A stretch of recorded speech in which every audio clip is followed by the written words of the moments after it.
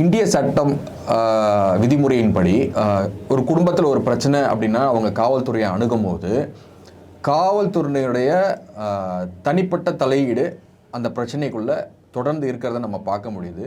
அதாவது போலீஸ் வந்து த்ரெட்டன் பண்ணுறதா நிறைய பேர் வந்து தொடர்ந்து பொது வெளிகளில் மீடியாவில் ப்ரெஸ் மீட்டில் நம்ம அட்ரஸ் பண்ணுறதை பார்க்க முடியுது. இதெல்லாம் எப்படி அணுகுது?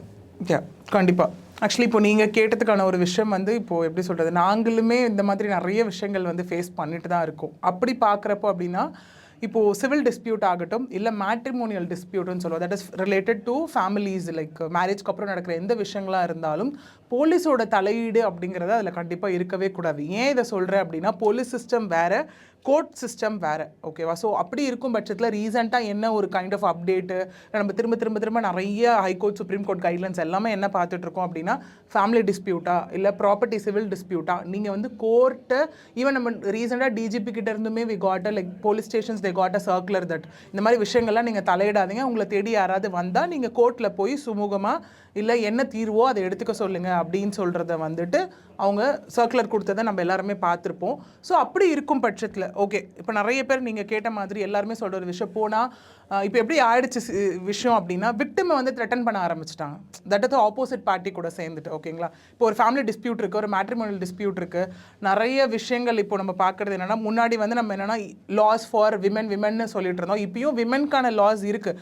பட் ஒருத்தவங்க கையில் கொண்டு போய் நம்ம நிறைய பவர்ஸ் கொடுத்தா என்ன ஆகும்? கண்டிப்பாக அவங்க அதை அப்யூஸ் தான் பண்ணுவாங்க. ஸோ இன்னிய ஸ்டேஜில் எல்லாரையும் நான் சொல்லலை, சில விமன் ஜஸ்ட் டு டேக் ரிவெஞ்சுக்காக என்ன பண்ணுறாங்கன்னா, ஹஸ்பண்ட் ஃபேமிலி மேலே வந்துட்டு பார்த்திங்கன்னா நிறைய பொய்யான குற்றச்சாட்டுகளை அடிக்கிட்டே இருக்காங்க. அதுக்கு அவங்க எடுக்கிற ஒரு விஷயம் போலீஸ் ஸ்டேஷன் சும்மாவே மிரட்டுறது. ஈவன் நாங்களுமே அது நிறைய பார்த்துருக்கோம். இப்போ நான் சொல்கிறத நீ கேட்கணும், நீ தனி கொடுத்துன வரணும், நீ இது பண்ணணும் அது பண்ணணும், இல்லைனா நான் என்ன பண்ணுவேன் அப்படின்னு மேலே போலீஸ் ஸ்டேஷனில் போய் கம்ப்ளைண்ட் கொடுத்துருவேன். Even women R so clear இந்த டேஸில் என்னென்னு பார்த்தீங்கன்னா, டொமஸ்டிக் வயலன்ஸில் கம்ப்ளைண்ட் பண்ணுவேன், டவுரி ஹராஸ்மெண்ட்டில் கம்ப்ளைண்ட் பண்ணுவேன், இதெல்லாம் உன் மேலே நான் கொடுக்க வேண்டிய கம்ப்ளைண்ட்டாக இருக்கும் அப்படிங்கிறாங்க.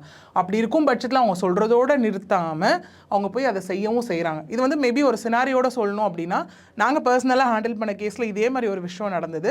அந்த பெண் வந்துட்டு கல்யாணம் ஆகி கிட்டத்தட்ட ஒரு 4 மாதம்னு வச்சுக்கோங்களேன். அந்த ஆணுக்கு வந்து ஹஸ்பண்ட்க்கு யாருமே கிடையாது, அம்மா மட்டும்தான். விட்டுட்டு தனி கொடுத்துன வர சொன்னாங்க. எஸ், அவரை செஞ்சார், அவங்க அம்மாவும் செஞ்சாங்க. பையனோட லைஃப் நல்லா இருக்கணுமே அப்படிங்கிறதுக்காக மொதல் விஷயம். ரெண்டாவது விஷயம் என்ன அப்படின்னா, பொண்ணோட ஃபேமிலிக்காக ஒரு 20 லட்ச ரூபா வெளியே கடன் வாங்கி தர சொன்னாங்க. அதையும் அவர் செஞ்சார். சரி, நம்ம ஒய்ஃப் தானே, என்னோட ஒய்ஃப் தானே, நான் என்னோட ஒய்ஃப்க்கு தானே பண்ணுறேன் அப்படின்னு போக போக இது எப்படி ஆயிடுச்சு அப்படின்னா, ஒரு கட்டத்துக்கு மேலே ஹராஸ்மெண்ட்டாக மாற ஆரம்பிச்சிருது. அந்த பெண்ணுக்கு வந்து அந்த ஆணுக்கு கொடுக்கப்பட்ட ஹராஸ்மெண்ட்டாக என்னன்னா, நீ எங்கேயுமே போகக்கூடாது, உங்கள் அம்மாட்ட பேசக்கூடாது, யார்ட்டி பண்ணக்கூடாது, வைக்கக்கூடாது, நீ இதெல்லாம் பண்ண அப்படின்னா நான் ஸ்டேஷனில் போய்ட்டு உன் மேலே கம்ப்ளைண்ட் கொடுத்துருவேன் அப்படிங்கிற மாதிரி இது வந்து ஸ்டார்ட் ஆக ஆரம்பிச்சது. அந்த ஆணும் வந்துட்டு முடிஞ்ச அளவுக்கு சரி மேரேஜ் லைஃபு அப்படின்ற மாதிரி எடுத்துகிட்டு போயிருந்தோம். ஒரு கட்டத்துக்கு மேலே இது அதிகமாகி அந்த பெண் போயிட்டு ஸ்டேஷனில் வந்து கம்ப்ளைண்ட் கொடுத்துட்டாங்க. என்னென்னா, என்னை வந்து என்னோட ஹஸ்பண்டோட குடும்பத்தாரும் என்னை வந்து வரதட்சணை கேட்டு கொடுமைப்படுத்துகிறாங்க. ஒன்று. ரெண்டாவது, டொமஸ்டிக் வயலன்ஸ் குடும்பமே சேர்ந்து என்னை வந்து வன்கொடுமை பண்ணுறாங்க அப்படிங்கிறத ஒரு கம்ப்ளைண்ட்டாக ரெஜிஸ்டர் பண்ணிட்டாங்க. Finally okay, we went to the station. போயிட்டு நாங்கள் வந்துட்டு ப்ரூவ் பண்ணுறோம் அந்த மாதிரி எந்த விஷயமும் நடக்கலை. ஸோ அவங்க போட்டுட்டு வந்த நகைகள்லேருந்து எல்லாமே அவங்கக்கிட்ட தான் இருக்குது மொதல் விஷயம். ரெண்டாவது, வன்கொடுமைன்னும் போது அந்த மாதிரி எந்த ஒரு இன்சிடென்ட்டுமே நடக்கலை அப்படிங்கிறது எங்ககிட்ட ப்ரூஃப்ஸ் இருந்ததுனால, விச் மீன்ஸ் அவங்களுக்குள்ளே நடந்த கான்வர்சேஷன்ஸோட ஆடியோ, ஸோ சேட் இதெல்லாம் இருந்ததுனால வந்துட்டு எங்களால் ப்ரூவ் பண்ண முடிஞ்சுது. பட் ப்ரூவ் பண்ண அப்புறமும் இந்த இடத்துல என்ன நடந்தது அப்படின்னா, அந்த பர்டிகுலர் ஸ்டேஷனோட இன்ஸ்பெக்டர் என்ன ஆயிடுச்சுன்னா, that is all women police ஸ்டேஷனோட இன்ஸ்பெக்டர் திரும்ப எங்கள் சைடோட கிளைண்ட், தட் இஸ் அந்த பையனை வந்துட்டு டிஸ்டர்ப் பண்ணிகிட்டே இருந்தாங்க. சும்மா கால் பண்ணி வந்துட்டு நீங்கள் இப்போ லைக் அன்டைம் இந்த சென்ஸ் லைக் ஈவினிங் 6 to 8, 9 அந்த மாதிரிலாம் கால் பண்ணி நீங்கள் உடனே எங்கள் என்கொயரிக்கு வரணும், இல்லைனா ஆஃபீஸில் அவங்க மேனேஜர்கிட்ட நான் பேசுவேன், இல்லைனா உங்களுக்கு வந்துட்டு உங்களை இமீடியட்டாக நான் அரெஸ்ட் பண்ணுவேன், ஃபேமிலியோட அரெஸ்ட் பண்ணி நான் எஃப்ஐஆர் போடுவேன், இந்த மாதிரிலாம் கண்டினியூஸாக த்ரெட்டனிங் ஃப்ரம் போலீஸ் சைடு வந்துட்டு இருந்தது.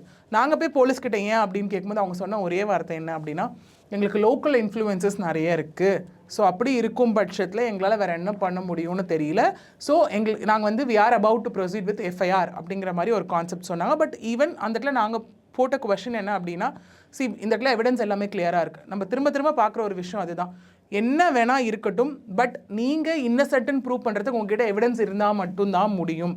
ஸோ ஏதோ ஒரு விஷயம் உங்களுக்கு வந்து உங்களை சுற்றி ஏதோ கம்ஃபர்டபுளாக நடக்காத மாதிரியோ, இல்லை உங்களுக்கு ஏதோ ஒரு இன்ட்யூஷன் தப்பாக இருந்தாலோ, better like try to collect the evidence. Actually அது ஃபேமிலி டிஸ்பியூட்டாக இருக்கலாம், இல்லை என்ன டிஸ்பியூட்டாக வேணால் இருக்கலாம். அதுக்காக போய்ட்டு சும்மா ஒருத்தவங்க பேசுகிற கான்வர்சேஷனை ரெக்கார்ட் பண்ணுறதுலாம் தப்பு, அதெல்லாம் பண்ணக்கூடாது. ஒரு டிஸ்பியூட் உங்களுக்குள்ளே இருக்குது, ஹஸ்பண்ட் ஒய்ஃப்குள்ளே இருக்குது, ஏதாவது விஷயங்கள் போகும்போது அந்த மாதிரி பட்சத்தில் நான் சொல்கிறேன்.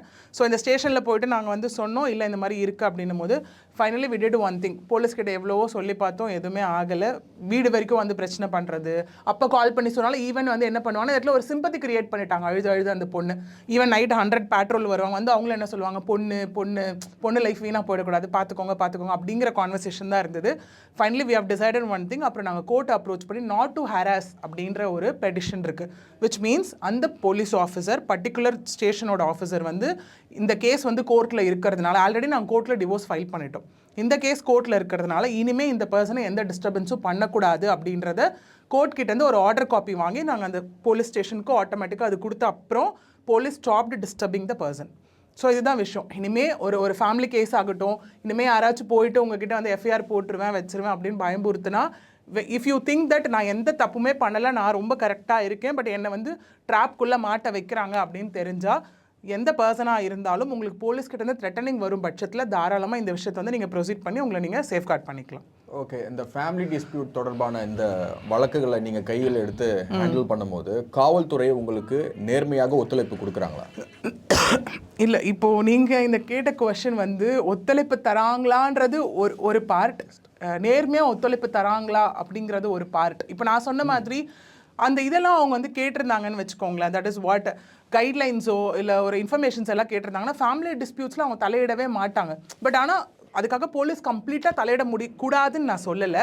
இப்போ ஒரு ஹஸ்பண்ட் ஒய்ஃப்குள்ளே ஹஸ்பண்ட் போட்டு நல்லா அடிச்சிடுறாரு ஒய்ஃபை, அந்த மாதிரி விஷயங்கள் இல்லை ரொம்ப திரும்ப அரெஸ்ட் பண்ணுறாங்க, வீட்டை விட்டு நைட்டு வெளியே துரத்துட்டாங்க, அந்த மாதிரி விஷயத்தில் கண்டிப்பாக போலீஸ் இன்டர்ஃபியர் ஆகலாம். பட் ஒரு சும்மா விஷயம், ஃபார் எக்ஸாம்பிள் 2 பேருக்குள்ள பிரச்சனை இருக்குது, கோர்ட்டில் போய் டிவோர்ஸ் ஃபைல் பண்ணிட்டாங்க. இதை நான் என்ன சொல்ல வரேன்னா, ஒரு விஷயம் கோர்ட்டுக்கு போனதுக்கு அப்புறம் போலீஸ் அவங்க அந்த இடத்துல தலையிடுறது முறையே கிடையாது, மொதல் விஷயம். 2வது விஷயம் அப்படின்னு பார்த்தோம் அப்படின்னா, மேபி இந்த இடத்துல போலீஸ் வந்துட்டு எல்லாருமே அப்படி கிடையாது. ஒரு சில பேர் நீங்கள் கேட்ட மாதிரி நேர்மையாக வந்து ஒத்துழைக்கிறாங்களா அப்படின்னு கேட்டால் அது பெரிய கொஷின் மார்க் தான் திரும்ப. இப்போ நான் சொன்னேன் இல்லையா, நாங்கள் போய் கேட்கும்போது அவங்க சொன்ன மொதல் வார்த்தை என்னன்னா, எனக்கு லோக்கல் இன்ஃப்ளூயன்ஸ் எனக்கு கால்ஸ் வந்துட்டுருக்கு, ஸோ அதனால தான் அந்த பையனை கூப்பிட்டு நான் இது பண்ண சொல்கிறேன். பிகாஸ் இந்த கேஸில் என்ன நடந்ததுன்னு பார்த்தீங்கன்னா, அந்த பையனை 2-3 வாட்டி அடித்து ரொம்ப அக்ரெசிவாக அடிச்சுலாம் பண்ணியிருக்காங்க. அப்போ அந்த பையனுக்கு ஆட்டோமேட்டிக்காக என்ன இருக்கும், என் உயிருக்கு ஆபத்து இருக்குது, என் உயிருக்கு உத்தரவாதம் இல்லைன்னும் போது அவர் வாழ பயப்படுறாரு அந்த பொண்ணு கூட சேர்ந்து. அப்படி இருக்கும்போது எப்படி வந்துட்டு நம்மளால் தெரிஞ்சே போய் அந்த பொண்ணு கூட சேர்ந்து நீ வாழுன்னு சொல்ல முடியாதுல்ல. அப்போ அதுக்கான தீர்வு அவங்க கோர்ட்டில் தான் போயிட்டு எடுத்துக்கணும். ஸோ அதே மாதிரி தான் போலீஸுமே வந்துட்டு என்ன சுச்சுவேஷன் அப்படிங்கிறத புரிஞ்சு நடந்துக்கிறவங்களும் இருக்காங்க. இல்லை சிம்பிளி அவங்களுக்கு வந்து ஒரு எக்ஸ்டர்னல் இன்ஃப்ளூயன்சஸ் ஏதாவது வரும் பட்சத்தில் கண்டிப்பாக அவங்க பயாஸ்டாக இருக்கவும் செய்கிறாங்க.